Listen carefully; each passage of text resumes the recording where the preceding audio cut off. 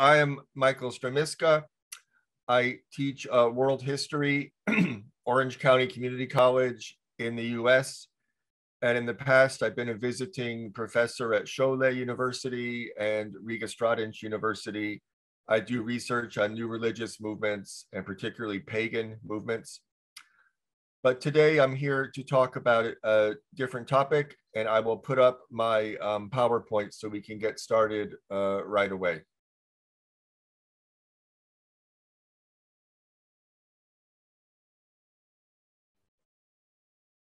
And can everyone see that? Yes. Okay, good.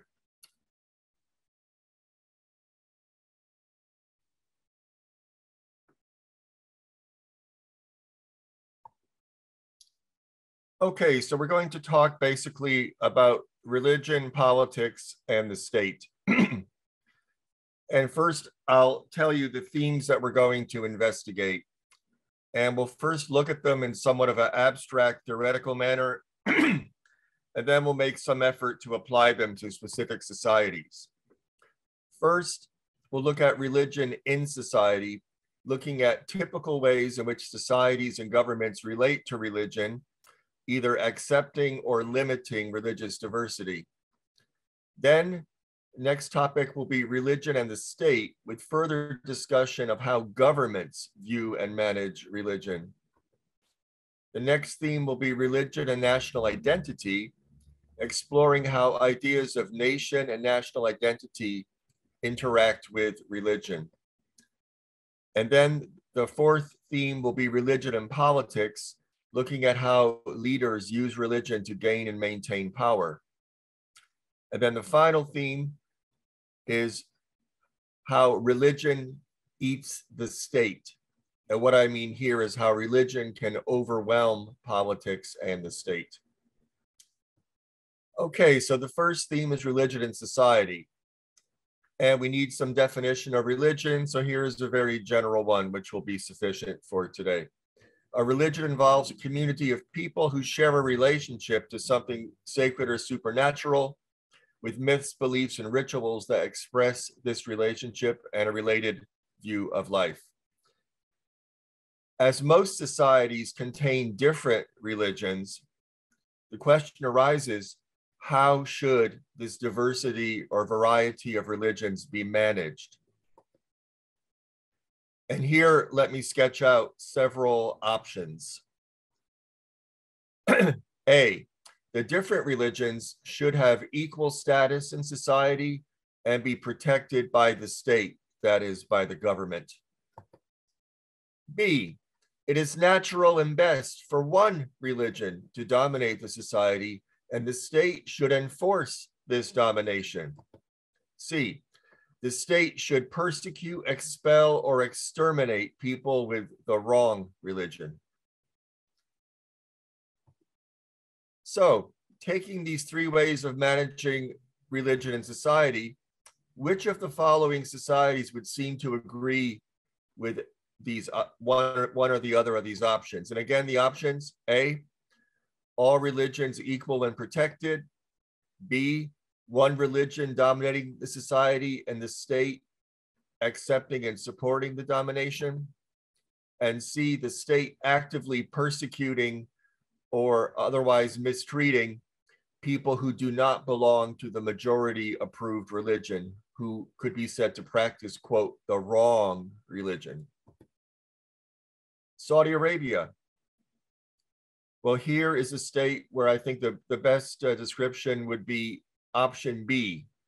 One religion dominates the society and the state supports this domination. In Saudi Arabia, you can be punished if you do anything that's seen as opposing the variety of Sunni Islam that's supported by the kingdom. India. Here it's a bit complex because there's a constitution in India which grants equal protection of all religions. But over the years, there's been a rise of a trend known as Hindu nationalism, and the current government seems to actively support Hindus over others, especially over Muslims. And there has been rising harassment and persecution and even violence against Muslims in India. Nazi Germany. It's an interesting case. The Nazis attempted to affiliate with Christianity to some extent, but their much greater concern was to exterminate people with the wrong religion, most of all Jews. Germany today, quite a different picture. Here we have a society that really is trying to enact option A, giving different religions equal status and protecting them. Okay, now let me give you a little variation referring to America. In 1955, a sociologist named Will Herberg proposed that America had a Protestant, Catholic, Jew identity, that these three religions were one of the cores of American identity, and that they were unified by a shared dedication to what he called the American way, meaning a kind of vague idea of the American way of doing things, American government, American heritage. So this would be a kind of national political religion or a kind of quasi-religion with political overtones existing alongside the three major religions. This idea was further developed by another sociologist, Robert Bellah, in 1967, when he introduced the idea of civil religion, meaning a nationalistic American version of Judeo-Christian religion. That is the kind of religions that Herberg talked about. And in this combination of religion and nationalism, there's a glorification of American leaders like George Washington and Abraham Lincoln alongside biblical figures like Moses and Jesus. So it's a kind of synthesis of patriotic ideas of American leaders and institutions and values with things of the Bible. Now, I'd like to ask you, could there be European variations on the American civil religion, something similar in Europe? Well, let's take Poland. With its Catholic majority population, could we speak of a combined Polish Catholic civil religion with an underlying unifying dedication to Catholic Church and Polish nation, a national quasi-religion combining Catholicism and what we could call Polishism or Polish nationalism? What about Russia? Here, there's a vast Orthodox majority. And so could we speak of a combined Russian Orthodox civil religion devoted both to the Orthodox Church and the Russian nation, a national quasi-religion that we might call Russodoxy, combining Orthodox Christianity and Russian nationalism? So we can speculate on these possibilities, but there are some inherent problems with this. The concept of such a civil religion in either Poland or Russia meets with difficulty because of how religious diversity in Poland or Russia seems to conflict with national identity. And incidentally, I would actually say the same could be true of the American civil religion, but we could get back to that later. Poland is not only Catholic. Russia is not only Orthodox. Both countries have various minority religions. Should other religious communities be included or excluded in the definition of the Polish or Russian nation in the context of a theoretical Polish or Russian civil religion? Here are some of the problems. How would the past be interpreted? Would a Polish civil religion ignore the long history of Jews in Poland or Polish anti-Semitism or the Holocaust? Would the Russian version ignore Muslim Tatars, for example? Because if the purpose is to celebrate Russia and Orthodoxy, where would the Muslims fit in? And if the Polish version celebrates Catholicism and Polishness, where do Jews fit in? Another note another important idea that has developed, the so-called secularization hypothesis. In the 1960s, sociologists such as Bella, Peter Berger, and Thomas Luckmann advanced what became known, and in a sense oversimplified, I would want you to know that, but nonetheless, this is spoken of as the secularization hypothesis, that religion will become less popular and less important and less influential as societies become more scientific, more materialistic, more consumer-oriented, and less interested in religion. And it's important to know this is not at all a new way of thinking. Edward Tyler, Auguste Comte, and Emile Durkheim expressed similar views in the 19th century, and then Max Weber in the early 20th. This general theory is now considered somewhat false or mistaken, as religion shows no sign of disappearing, but is in fact having a revival in many places since the 1970s. And depending on where we look, we can see old religions thriving and reviving, or new forms of religion developing. However, what I characterize as a secularization theory is correct to the extent that in many countries, religious life has become more individualized and privatized, more of a lifestyle and consumer choice for many people. And the overall authority of religion in many countries has been lessened and relativized. So even if you believe your religion is the absolute truth, you cannot escape from knowing there are other religions around and people who subscribe to other religions or to no religion. So the overall context has changed. This loss of authority of religion has in turn stimulated some religions and religious leaders to seek political influence to increase their authority. So if a religion cannot simply be in place to dominate the society automatically or as a matter of past tradition, going into politics is a way to increase the power and influence of the religion. So now let's look at religion and the state. In most countries today, government, that is the state, tends to apply policies toward religion of several sorts. Policies that either A, aim for neutrality, attempting to treat religions equally without preference for any one religion over any others, practicing what's often called the separation of church and state. Option B, governments may express preference, endorsing and providing support to one form of religion while allowing others to exist, but not giving those others the same kind of support. So one religion is being favored over the others, even though the others are allowed to exist and be practiced. And then a third option would be to combine religion with government. And this is the most extreme case.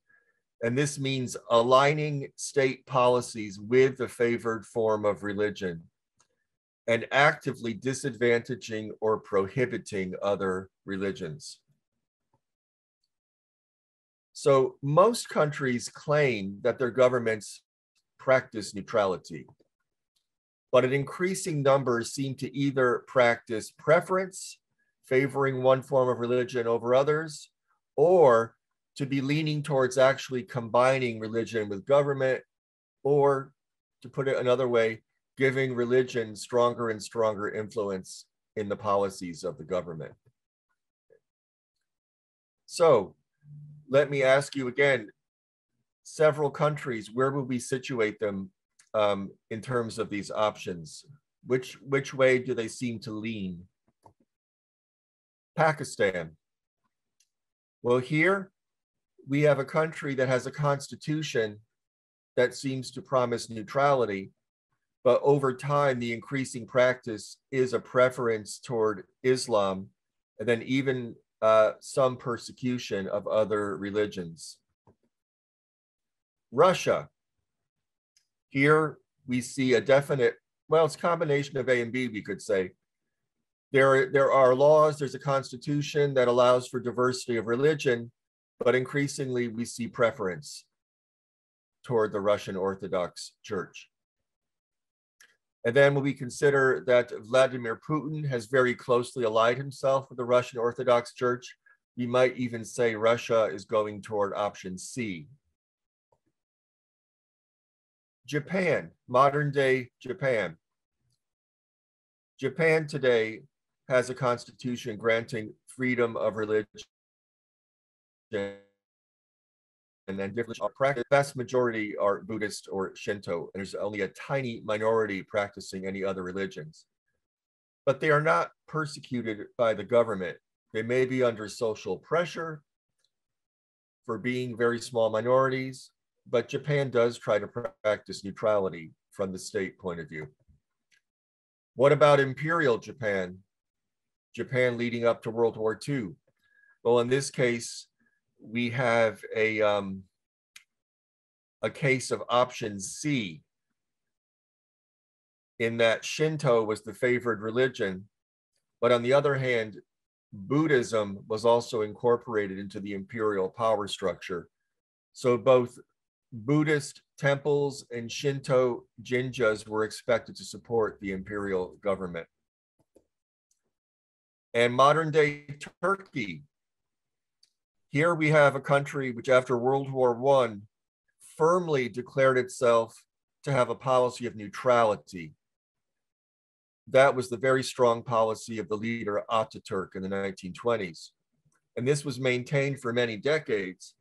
But in the last couple of decades, we see Turkey tilting toward a preference toward Islam.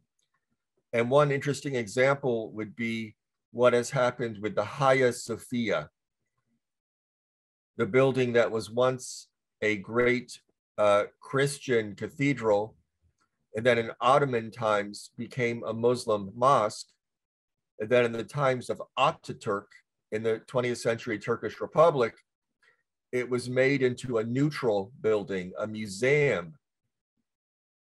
But now in recent years, Erdogan, the current leader of Turkey, has made it into a mosque once again.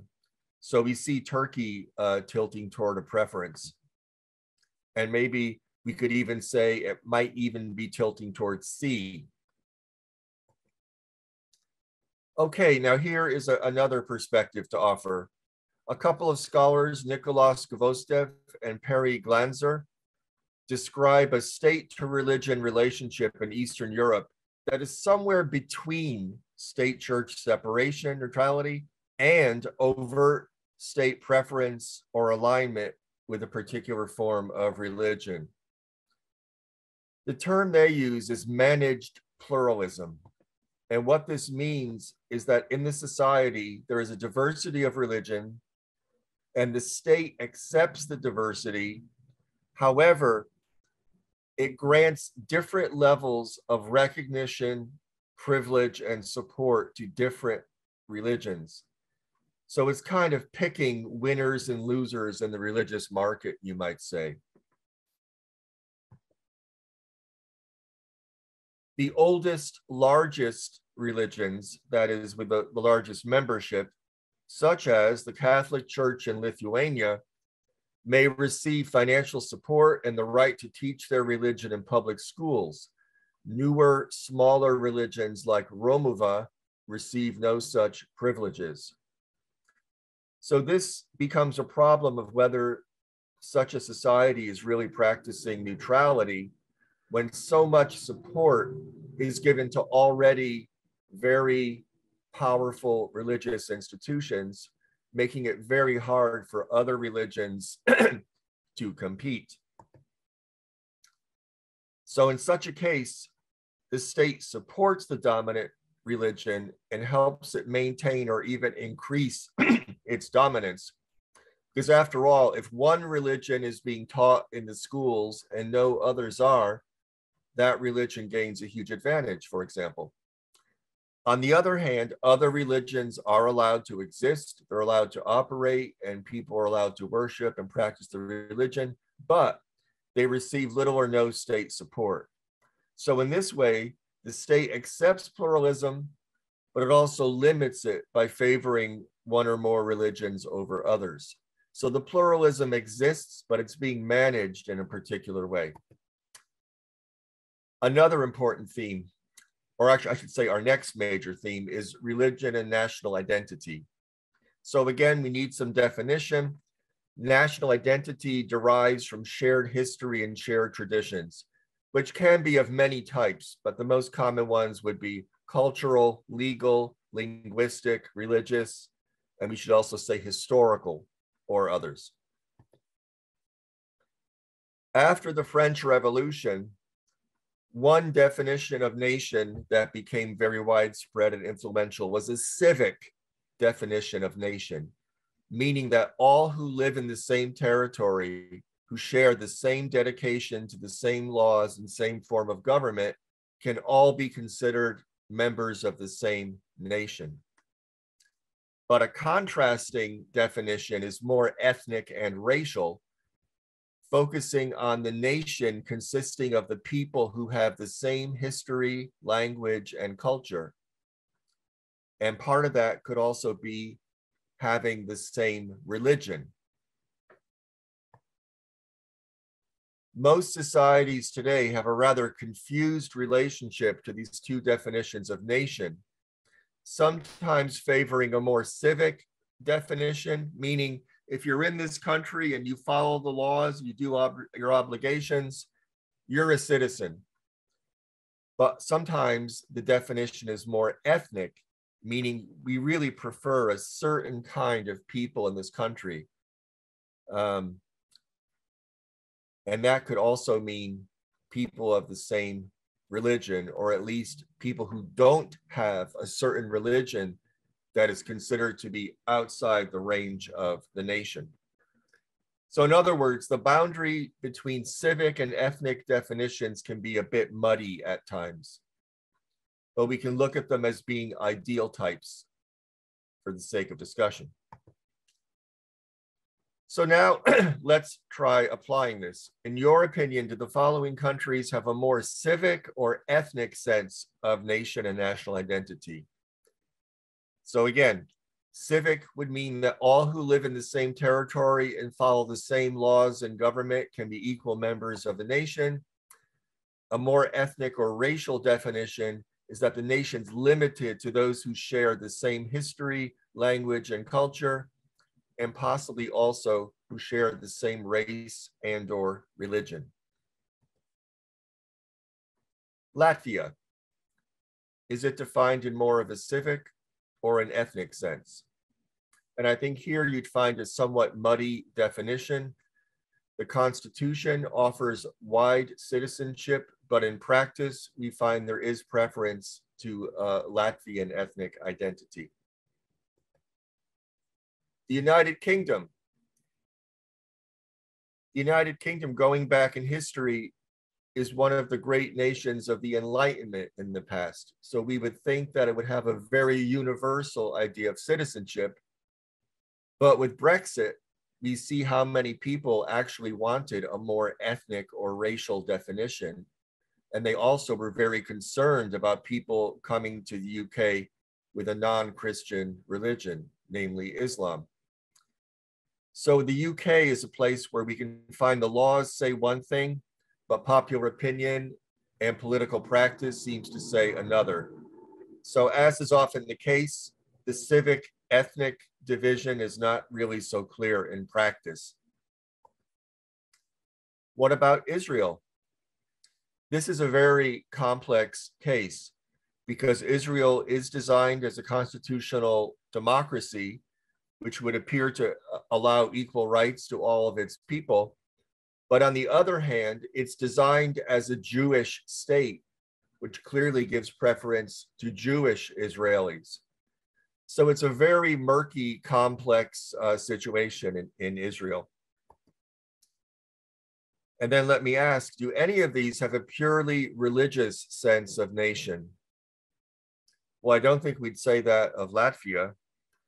We would not say that of the UK, but on the other hand, when we see the UK or certain groups in the UK being very concerned about allowing Muslims into the country, then you have to start to wonder, is there a default Christian identity?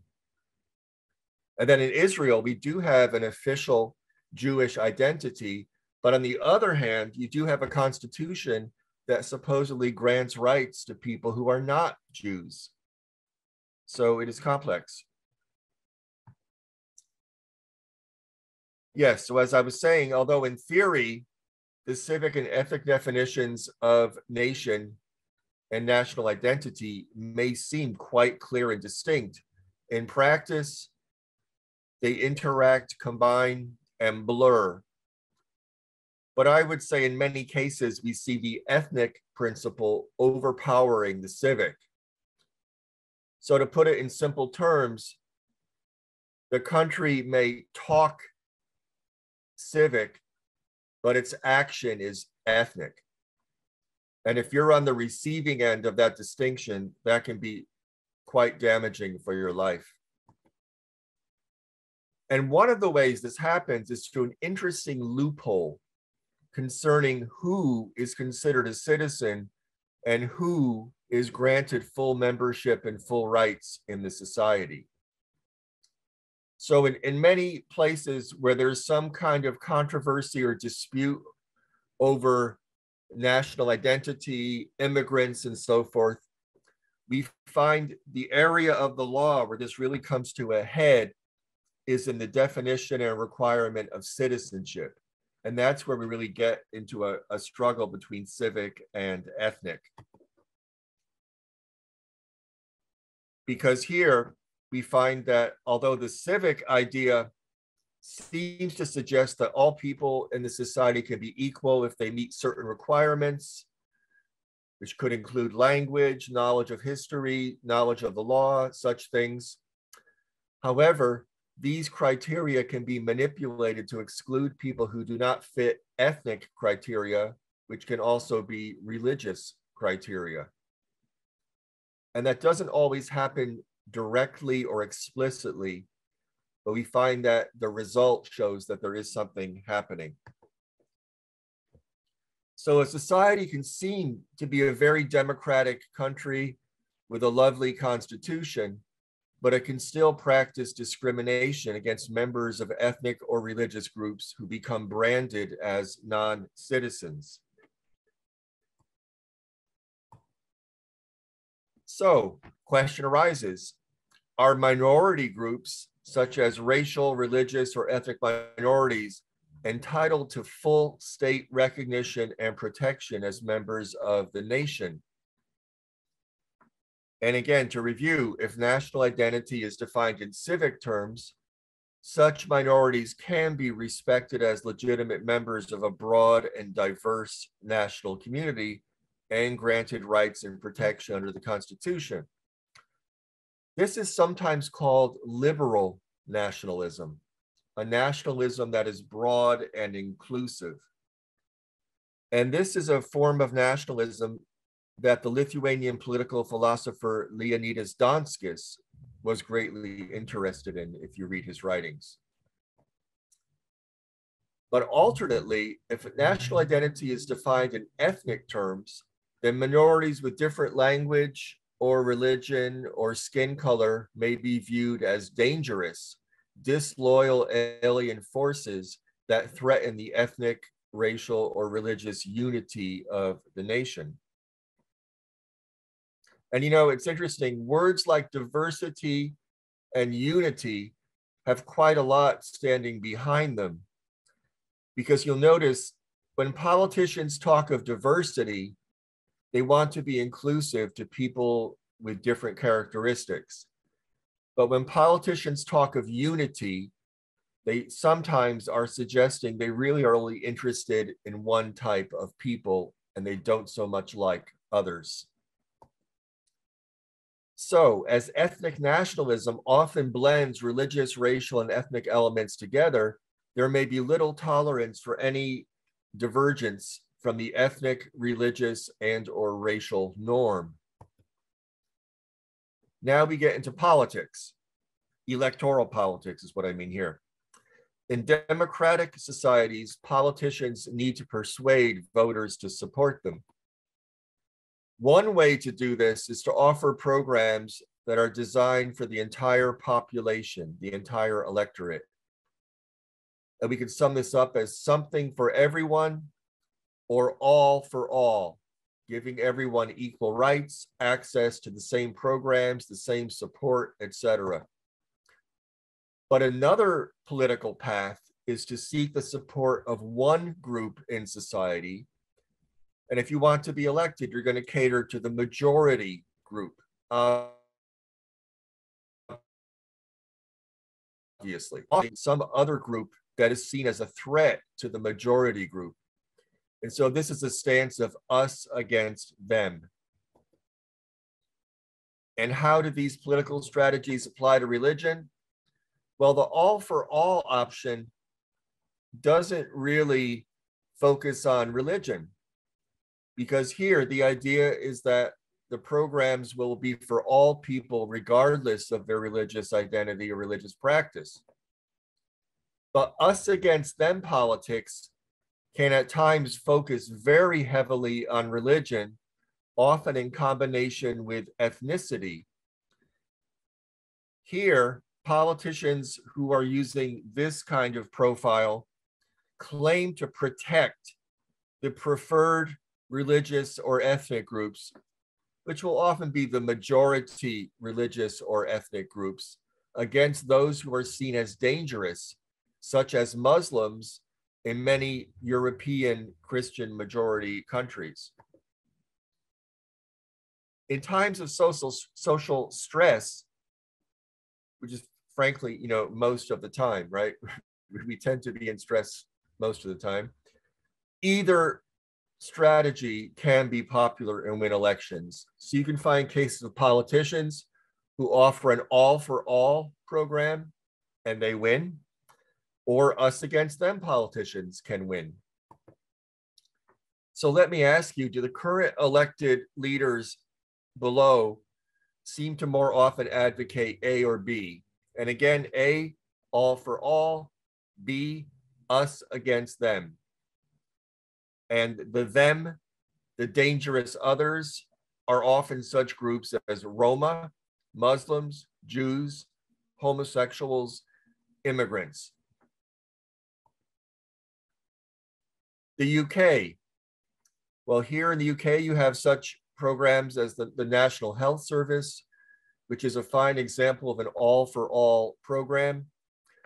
But Brexit itself is an attempt to exclude others from the society.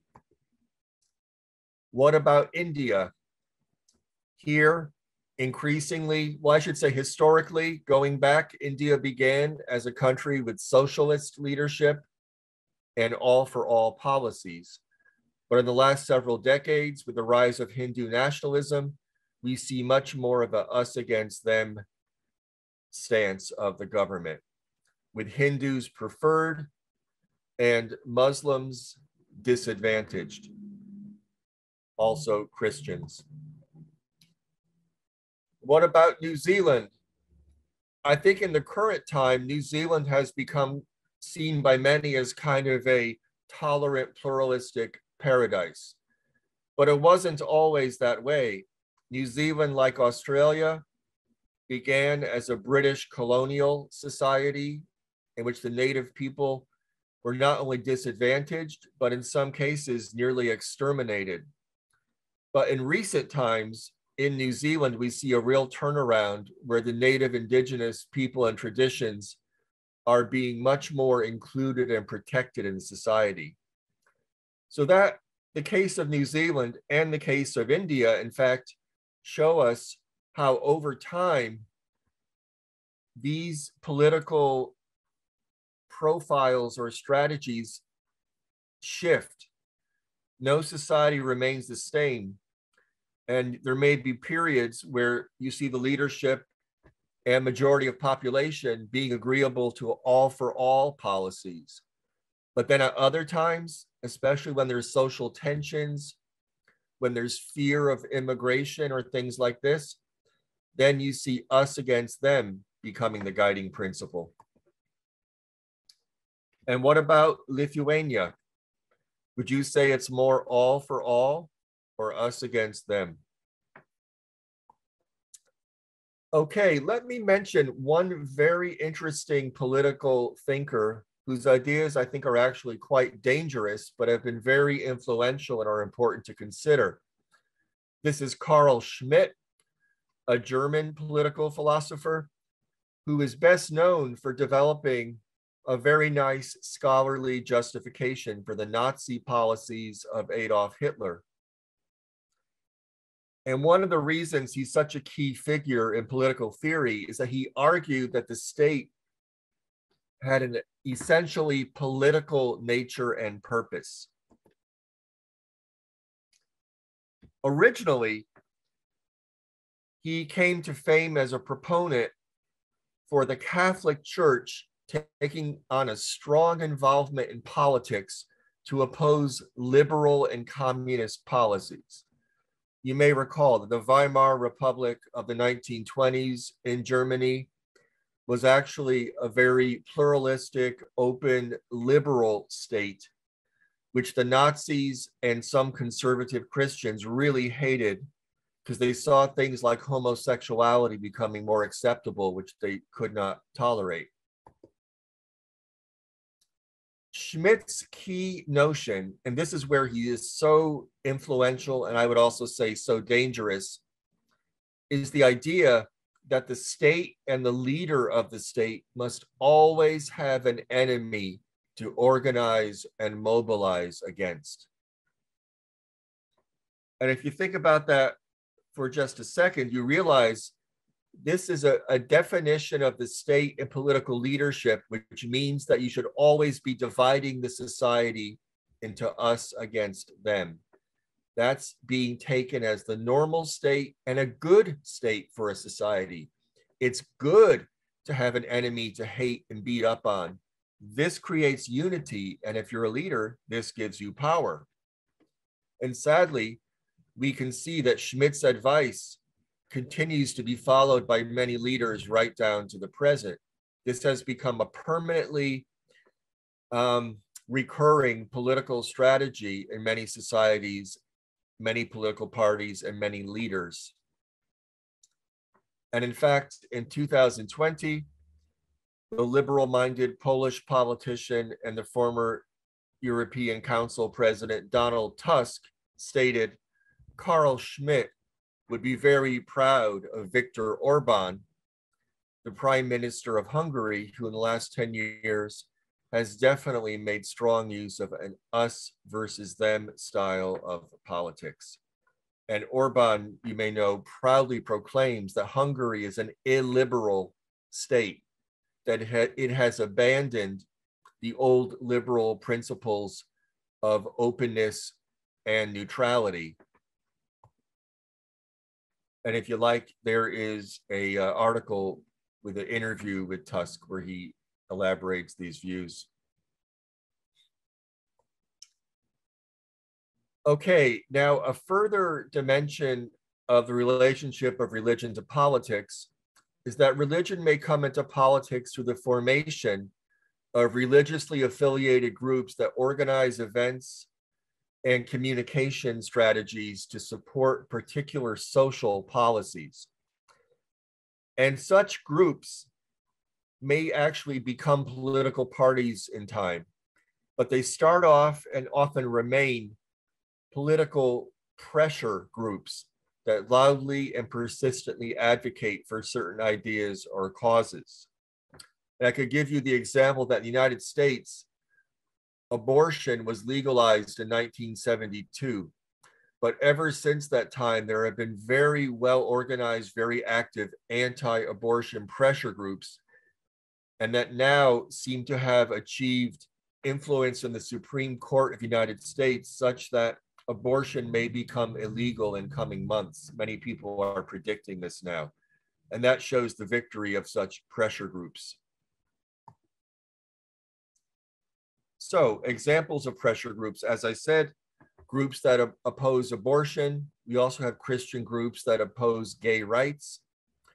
And in India, a different example, you have Hindu groups that oppose the killing of cows or cow slaughter, and the production of various items made from the carcasses of cows, whether it's beef or leather or other things. For politicians, it's very tempting for them to make partnerships with such groups because these groups are really useful for organizing events, mobilizing voters, and politicians can gain further support of members of these groups and those sympathetic to such groups by attacking whoever these groups label as their enemies. And a quick note on National Socialism. Although the Nazis and communists were political enemies and often seen as opposites, we should not forget that the idea of the Nazis was a National Socialist Workers' Party. And what the Nazis did was actually blend all for all and us versus them politics and what might be called all for us. And this has echoes today.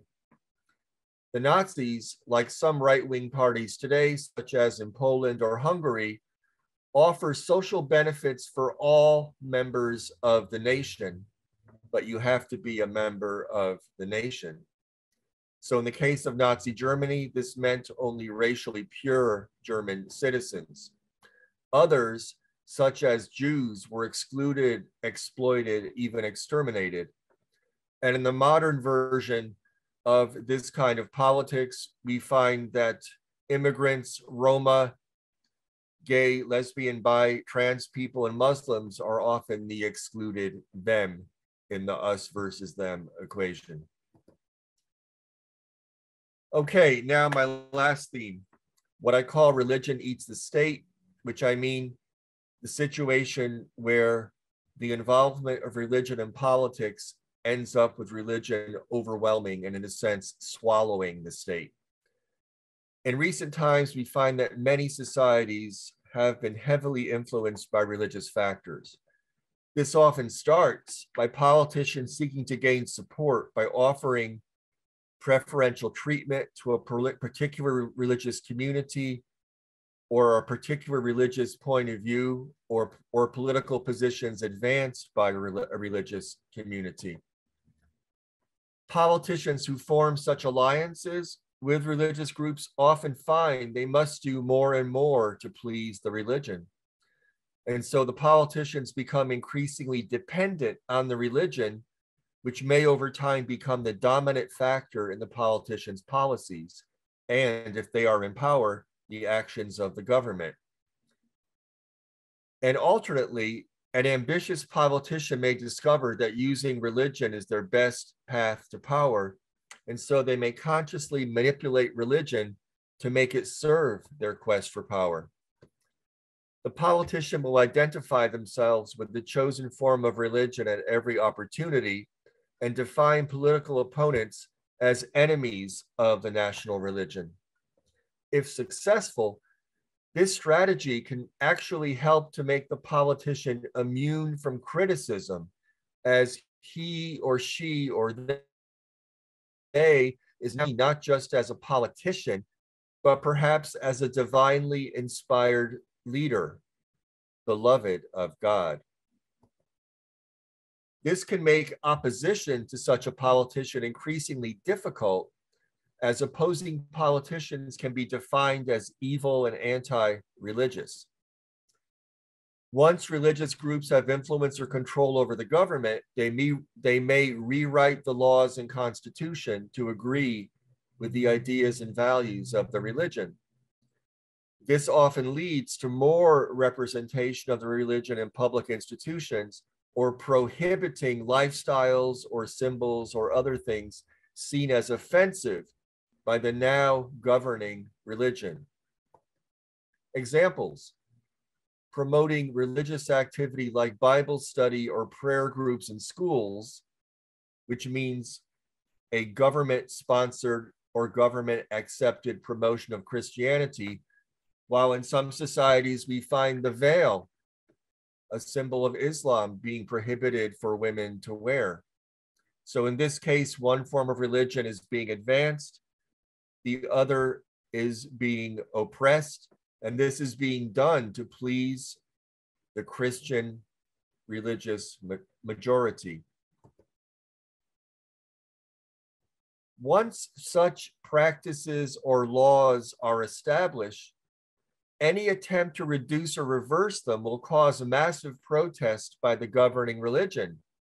And so politicians may learn that it is safer for them to cater to the majority religion than to oppose it. And in this way, the partnership between the politicians, the government, and the religion becomes tighter and tighter.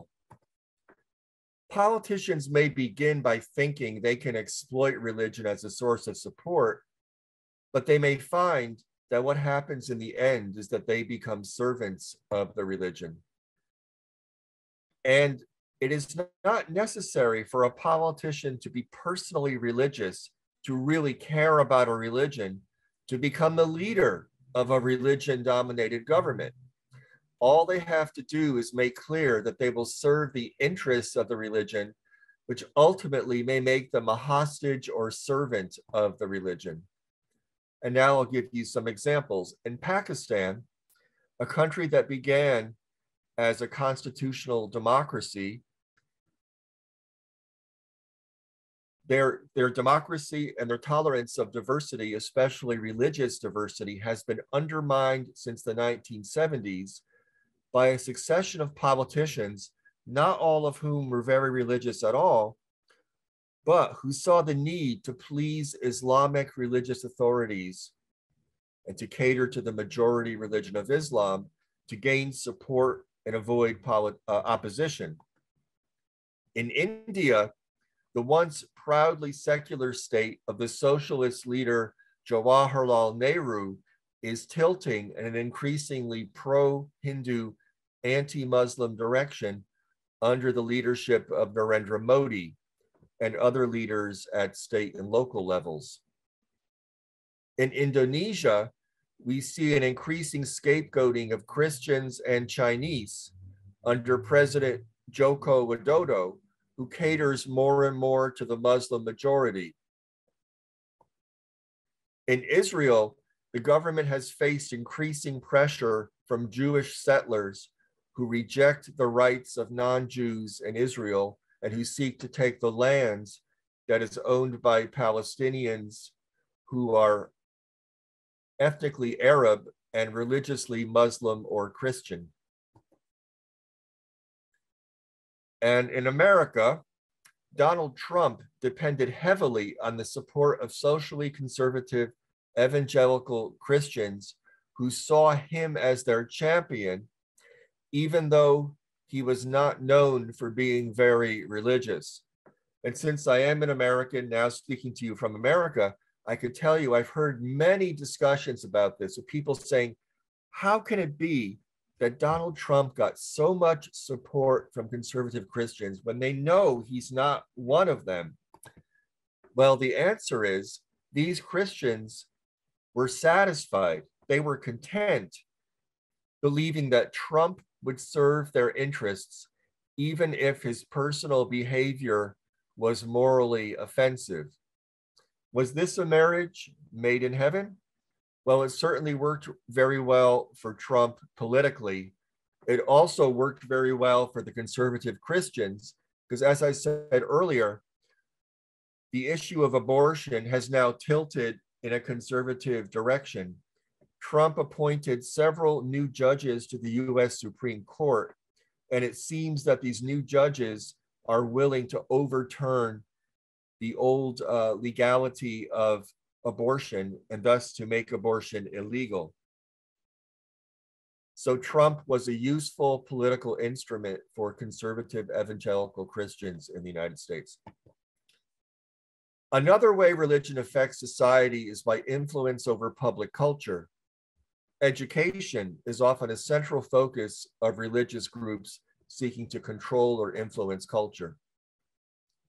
History textbooks may be rewritten to show positive views of religion in the nation histories and to diminish the role of other religions, such as possibly the Jewish history of Poland and Lithuania.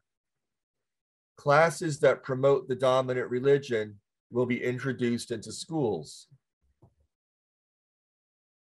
Government funding for cultural and academic activities may be limited to pro-majority religion projects, or at least those may be given the preference. Laws may be introduced that make it a crime to mock or defy the dominant religion, making it punishable by death, like blasphemy laws in Pakistan or Saudi Arabia. In fact, it's much easier to find cases where a country has shifted from being secular and neutral to being more religion dominated than to find the opposite case of a very religion dominated country that becomes secular or neutral. The French and Russian revolutions were some of the only successful movements to reduce the power of religion in society and to keep it out of government. The end of the USSR brought, as you know, new religious freedom, but also allowed large and powerful religions such as the Orthodox Church in Russia or the Polish Church in Poland or Lithuania to gain more influence in government.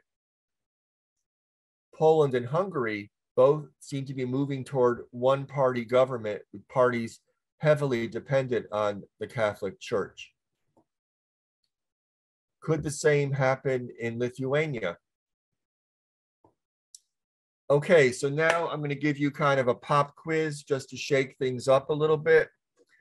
I'll offer you some options, so think to yourself of what you think the correct answer is, and then I will tell you. So this is kind of a game. Let's play Name the Country. In which European country is there a common belief that the country has played a heroic role in protecting Christian Europe from enemies of Christianity? Is it Hungary, Poland, Russia, all the above, or none of the above? The answer is all of the above. In all three of these countries, there is a strong common belief that their country is the champion of Christianity, protecting it from anti-Christian forces. Okay, let's jump over to Southeast Asia. In the country of Myanmar, formerly known as Burma, which religion has been used to justify massive violence against Muslims? Is it Hinduism, Buddhism, tribal religions, all of the above, none of the above? The answer is Buddhism, which I think comes as a surprise to many people because the global image of Buddhism is this very, very peaceful religion of people meditating, so peaceful. But in this case, Buddhism takes on a political edge, and Buddhist leaders have often led violence against Muslims, particularly the Rohingya Muslim minority in Myanmar. Who's the Indian leader who has a long history of involvement in right-wing anti-Muslim Hindu nationalism and who has implemented policies making life more and more difficult for Indian Muslims? I think you know the answer because we've already discussed this. It is Narendra Modi. Okay. For modern right-wing Christian nationalist leaders in Central or Eastern Europe, who or what is the main enemy or main problem of Christian Europe? Is it economic inequality? Is it racism? Is it sexism? Is it climate change? Is it all of the above, or is it none of the above? For right-wing Christian nationalist leaders, none of these things are really important issues. They may mention some of these, but it's not a focus. So who do they find to be the main enemy or main problem of what they define as Christian Europe? Is it Muslim immigrants? Is it homosexuality? Is it the European Union? Is it all of the above or none of the above? In the rhetoric of these leaders, we find it's actually all of the above. Muslim immigrants are a problem. Homosexuals are destroying morality, and the European Union is enforcing a gay agenda This is the kind of thing that is said in the rhetoric of such leaders. So they find all of these things to be problems. And now let's play Imagine the Future. What do you think will be the place of religion in Lithuania in the future? Will it be a situation of rising indifference and decreasing importance of religion? Will it be increasing pluralism and rising religious tolerance? Will it be growing Catholic dominance with other religions suppressed? Will it be increasing interest in alternative religions? Or will it be something we cannot imagine now? Well, for this one, I'm not going to give you an answer because I think it's best that you think about this. And finally, I'd like to give a special note in honor of Leonidas Donskis, a great scholar, a great thinker, a great political philosopher who was one of Lithuania's greatest champions of religious pluralism and tolerance. And I would urge you to look into what he called liberal nationalism as a very interesting political point of view. Okay, and with that, I'll again show you my email address. If you want a PDF copy of the lecture, or I think maybe Ross has already provided that, but you could contact me if you want to discuss anything. And with that, I am done. So we can go to questions. Thank you, Michael Strmiska, for your wonderful lecture on politics, society, public religion in public sphere. And now we can open the floor for questions. And we already have some questions from our students. And all this kind of minimum discussion maybe starts to form. Thomas, you wrote the question. Would you like to say that loud? Yes, of course. So my question was regarding the relation of the process of secularization with religion and generational changes. So my question, it's more of two questions maybe. So the first part is that are some religions by themselves more prone to secularization compared to others? For example, Christianity compared to Shinto or anything other.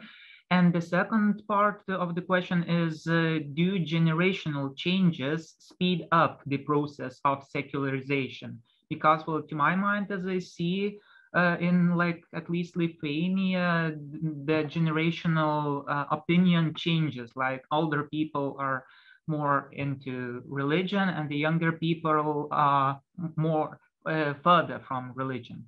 So these are my questions. So the first one was, are certain religions more prone? I would not say so. I'd say I think it probably makes more sense to think of certain types of societies are more prone.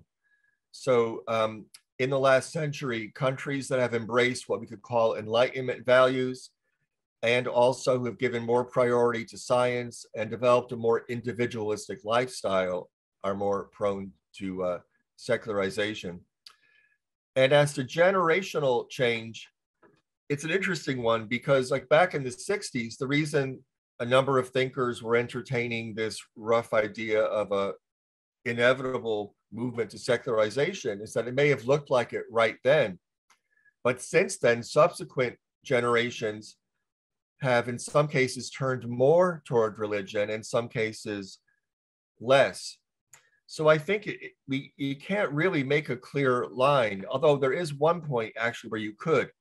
I think the general trend everywhere, if I could be so bold as to say I know about every society on earth, and why not, it's my lecture. But I think it is a general trend in our time toward individualism and consumerism. So even if people are still strongly affiliated with a religion, I think they feel more free to individualize it and consider their own interpretation of the religion. Now, I would say I'm not sure this is really a new thing or if we're just more aware of it these days, because I'm not sure if 500 years ago, people in Europe were really so pious, or if we just have that image of the time, we can't go back and do sociological surveys to see if their own personal religious thinking diverged from that of their religious authorities.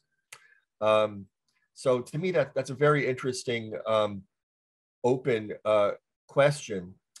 I think another trend we find, or actually let me put it another way. So along with, or within this discussion of secularization, I think a definite trend we find in many societies is a declining authority of religion. Like in the past, we can find times religion or religious authorities did have, if not total control, substantial influence over the politics, the laws, the social practices. That has been broken. In very few countries do you find that nowadays. And even in Saudi Arabia, which might seem to be like a classic example of a religion-dominated society, it's beginning to change now. The culture is becoming a little bit more free, more consumerism and individualization are coming into Saudi Arabia. Let's see, I'm losing my thread. Yeah, another trend we find in the current time is that people feel more free to change religions.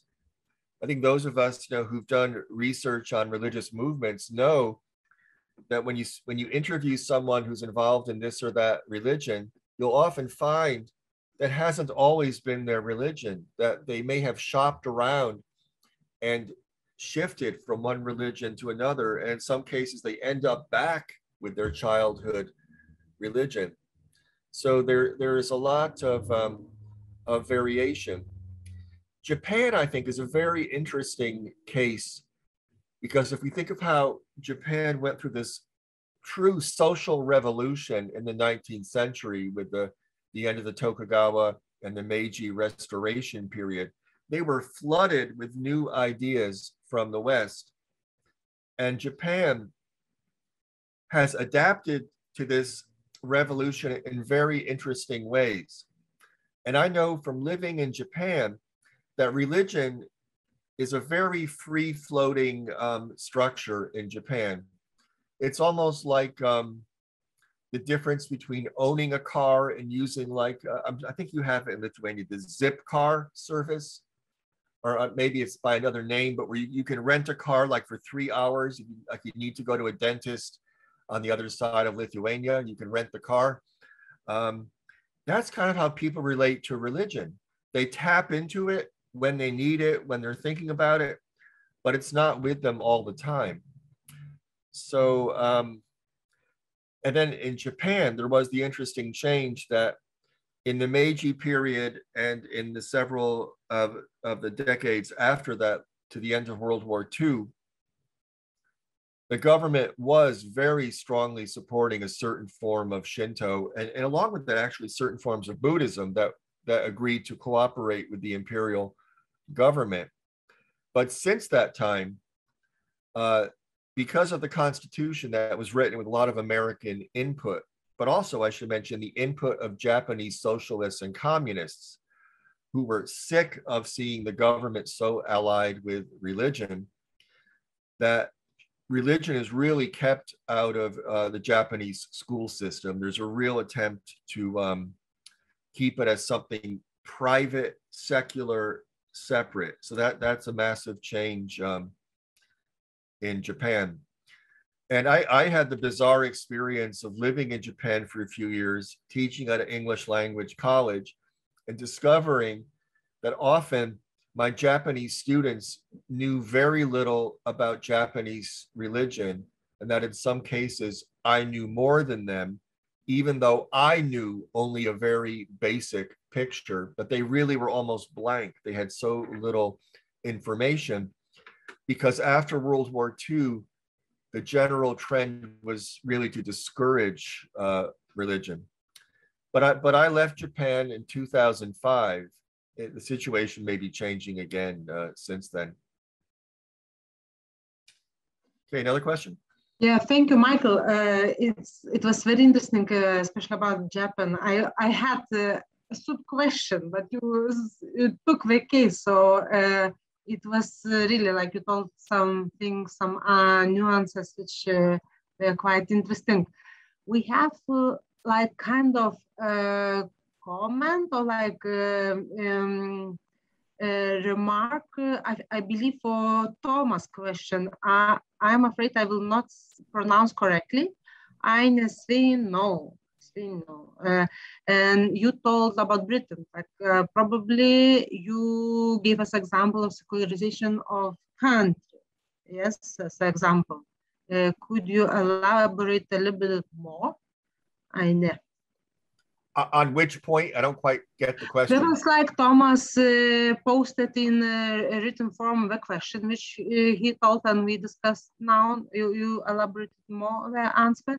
And I wrote only Britain after that question. So I think like there was an example of country. Okay, I could say a little bit about Britain, but I would say I really don't have very much knowledge of religion's situation. But in one way, Britain reminds me of the Czech Republic in that they both have histories of religious civil wars. And I think in some cases where a country goes through this kind of traumatic experience, it kind of turns people off to religion. Or maybe people just decide that it's dangerous to be involved in religion, or that it's dangerous to be very religious. And so I don't think anyone would look to Britain or England as a religiously passionate country. And the Czech Republic, or Czechia, as we could say, there's been literature claiming that it's the most secular country, or it's got the most atheists. I think it's in kind of a competition with Estonia on this point, because you also can find literature claiming maybe plus. Actually, that may be the case, but the literature I see doesn't seem to talk about Sweden so much. Yes. Maybe the Swedish have to make more effort to assert their atheism, but there definitely has been a lot of media about Estonia and the Czech. But anyway, I think Britain is another place where religions become very individualized. We certainly know there's a lot of lively activity of alternative spirituality there. But correct me if I'm wrong, but I believe that the main Christian denominations have declined in membership, the same as in many other countries. And in fact, here's an interesting point, and my colleagues like Egle and Rasa know this very well, that there is a real problem with how some scholars have tried to characterize the situation of secularism, because if you just look at the old established religions, especially the so-called state or official religions in many countries, you find a really steep decline in membership. So you look at that and you say, oh my God, or oh my former God, being that it's declining. It seems like religion's going to disappear. Oh no. Or maybe if you're more of an agnostic or atheist, you say, oh good, finally we're going to get rid of that damn thing. But this overlooks the fact that many people in these supposedly secularizing countries are really interested in religious ideas or spiritual ideas. Sometimes, they prefer to refer to it as spirituality, not religion. I would encompass spirituality under religion. And I would say there's still a lot of interest in religion. It's just that people are maybe not interested in going to their old churches anymore. They're going to other places to explore religion and spirituality. So I don't know if I answered, but there's some ideas for you. Yeah, if I would like to say something. So yes. Yes, Michael, you told about in various terms called religious revival or post-secularism, desecularization, resecularization. Also, this is quite known fact, and of course, this, how to say, various facts about this phenomena, they just like contradict to hard data of decline of official institutional religion. State. Well, let me interject. There's a real problem with how we rely on data, because just because you have a table with numbers on it doesn't mean you have an accurate picture of the situation, because we always have to ask, well, how is this data arrived at? Who were you surveying? What kind of questions were you asking? I'm actually working on a paper where I'm looking at some of the surveys that are used to assess religion, and they really are very problematic, because even very recently you find surveys that ask, do you go to church? Yes or no. Do you believe in God? Yes or no. And it's just so simplistic. It doesn't encompass all the varieties and nuance of religious life in many societies. Yes, it's a very complex question, or how to say, problem, how to grasp the situation. It's also interesting, like you posted the last question about future of religion in Lithuania.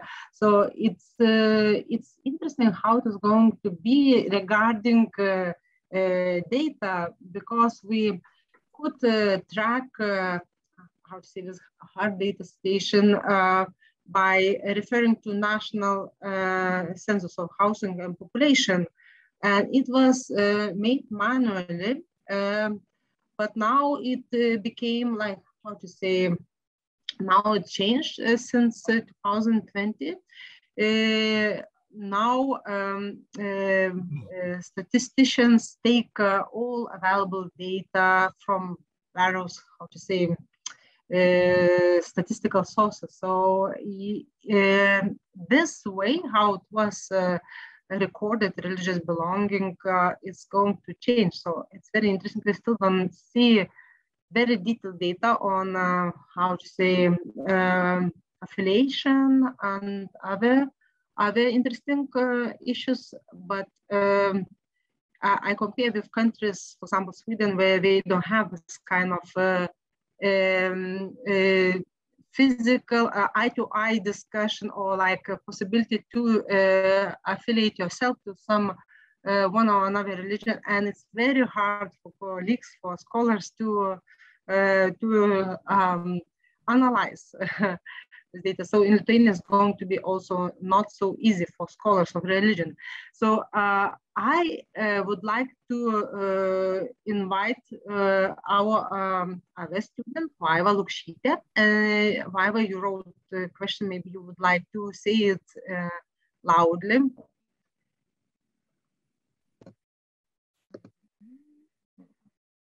Yes, of course.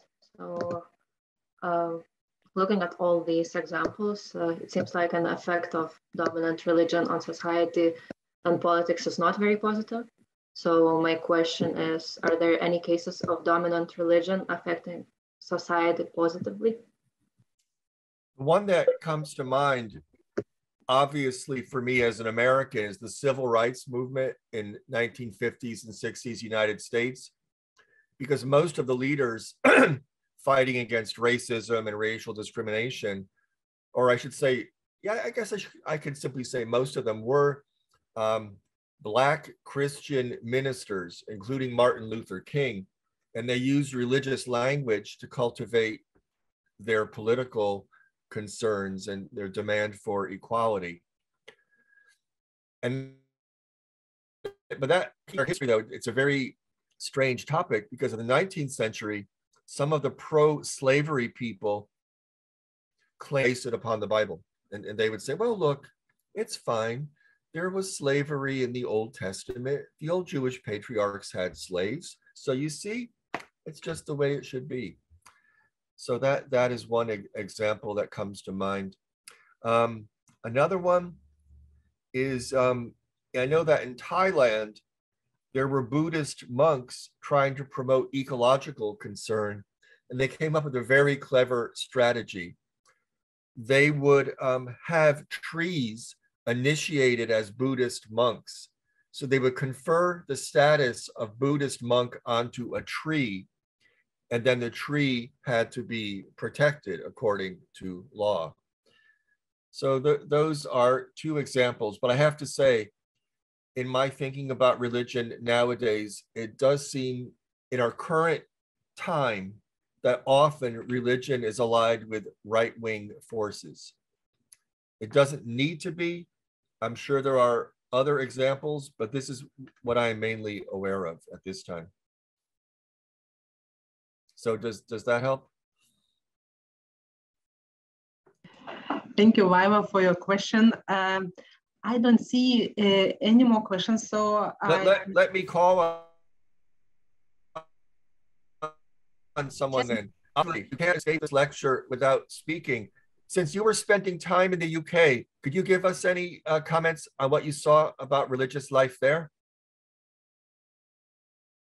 In fact, we have more people who can speak more about UK.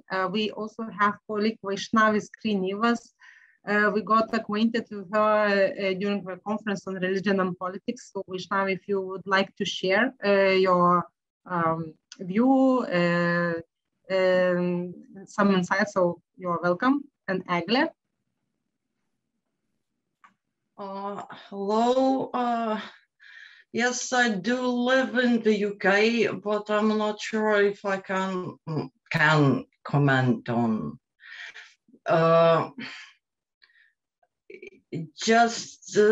My impression really is of overemphasizing negative roles of religion. I can understand that in current situation, maybe this is how we speak about religion very often. But for example, if you think about the same Poland,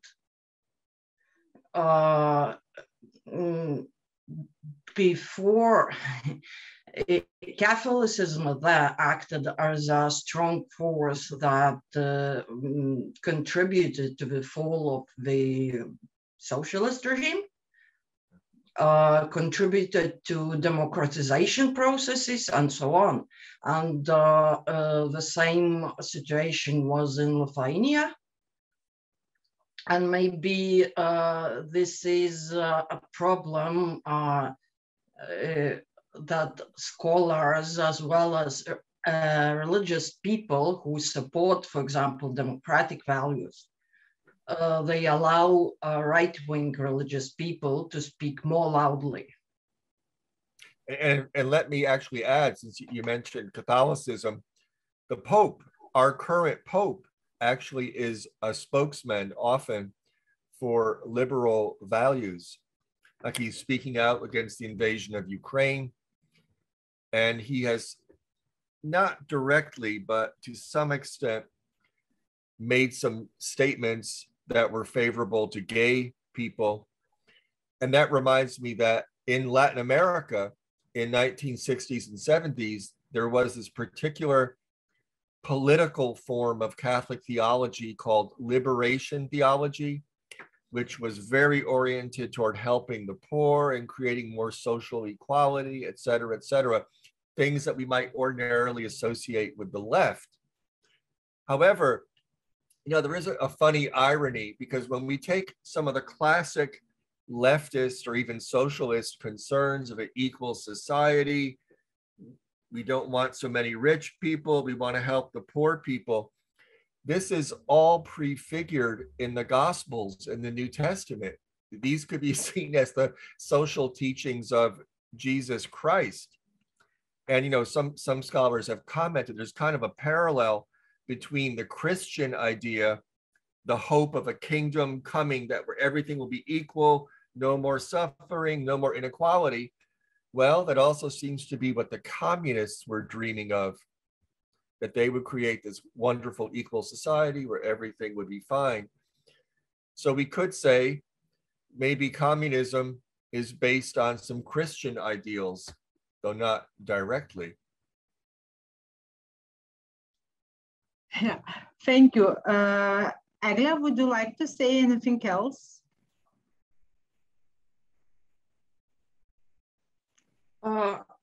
then speaking that religion eats the state, then we should remember again cases when the state does everything to distinguish, to destroy religion. Or you could say the state eats the religion, yeah. Yeah. And the state uses religion in a way religion doesn't want. The cases of Russia, for example, or the Soviet Union. Yes, yes. I see there is not so much time, so I have question regarding state eating religion. Yeah, I would like Michael to maybe you to reflect on the case of Moscow Patriarchate in the light of today political situation with aggressive actions of politics in Russia against Ukraine and not only. It is interesting. I just before the lecture, I looked at the website of Moscow Patriarchate, and I tried to look at these days which were crucial, like with crucial events. And for example, on 20th of February, Moscow Patriarchate greeted participants of Winter Olympics. And, later I found some news about refugees from Donbass, like taking care of them. As well, today it's called like this. I don't know if I will be correct in English, but it's called Day of the Defender of the Fatherland Day, the Day of Defender of Fatherland. So Patriarchate send greetings to President, to all these political figures who a couple of days talked about, put this famous 1 hour talk. So there is no reactions, quite completely we see this situation where church becomes eaten by state, and you see quite depressive view because there is nothing talked about how to say I think problems raised. So, yeah, maybe you can say your opinion, but also it could be interesting to look through these themes. Of course, we don't have so much time.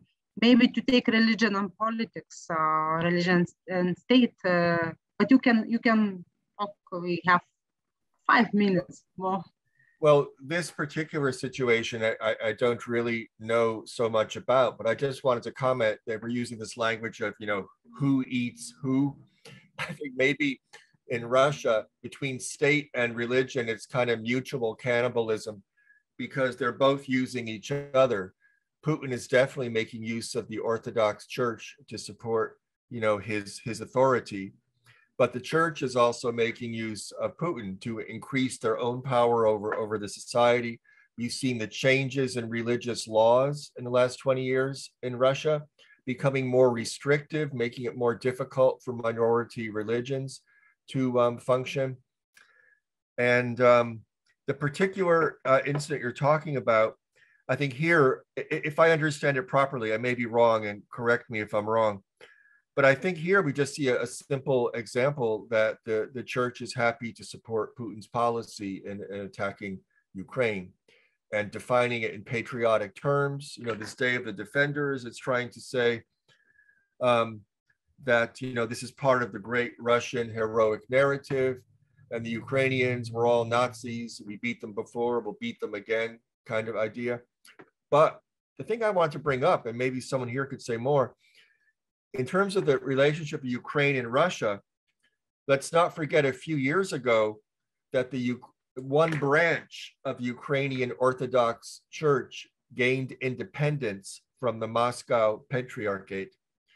So there you see an expression of Ukrainian nationalism that must have been very threatening to Putin and his circle, because for them, having the Ukrainian Orthodox Church under the authority of Moscow, the Moscow Patriarchate, if I'm describing it correctly, was, wonderful, because that clearly shows the quote unquote proper order of things, that Ukraine is subordinate to Russia and has no independent existence. But when Ukraine has its own independent Orthodox Church, that undermines the claims of Russian nationalism and their claim that Ukraine is really an unreal country. It has no legitimacy. It's just like a lost province of Russia that needs to be returned to Mother Russia. So I found that quite interesting. Thank you, Michael, for the share of your thoughts. We have 1 minute left.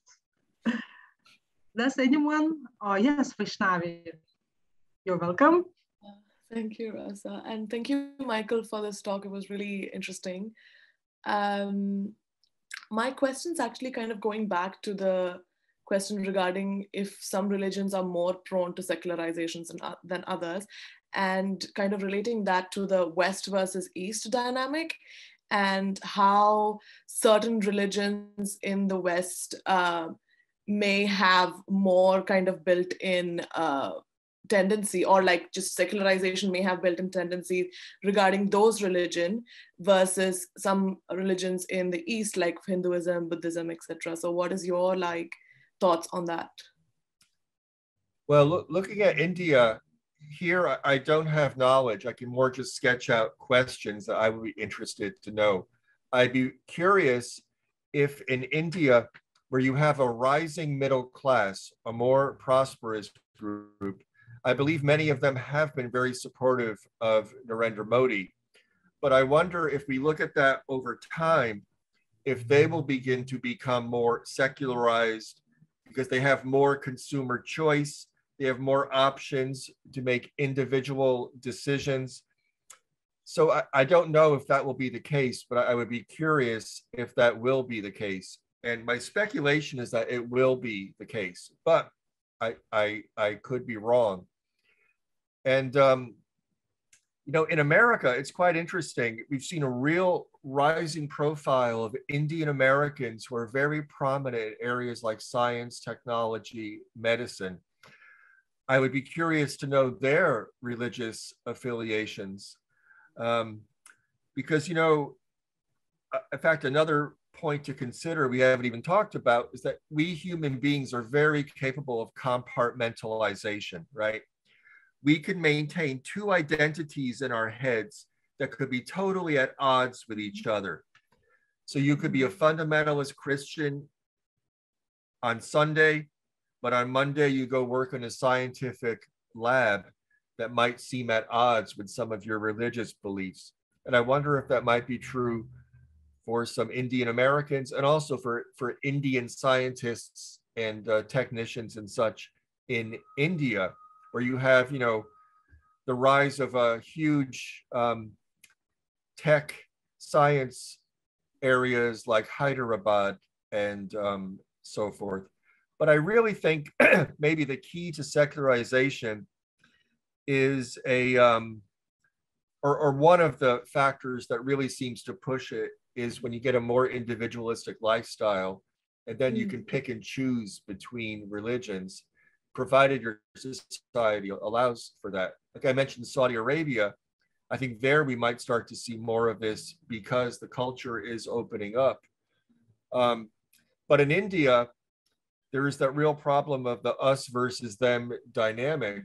Because if we think back to, say, Nazi Germany, and here I'm again speaking somewhat speculatively, but I believe this is fairly well founded.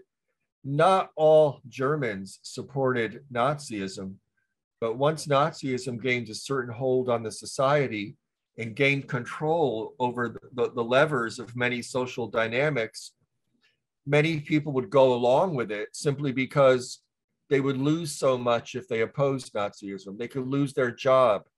They could be beaten up on the street. They could face harassment. So maybe they didn't really believe it, but they had to go along with it. And I worry that in India, the Hindu nationalism may become like this, where it'll become harder and harder to oppose, because if you speak out against it, you could then be targeted in some way. So I'm sorry, I don't feel I answered very well, but I hope that's useful.